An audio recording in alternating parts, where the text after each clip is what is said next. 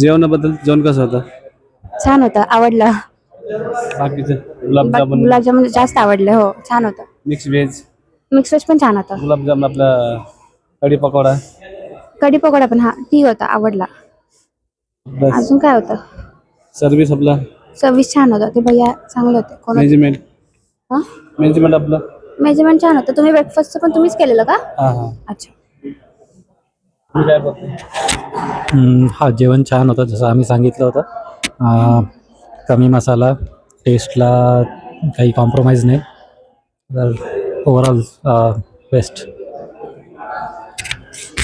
Thank you.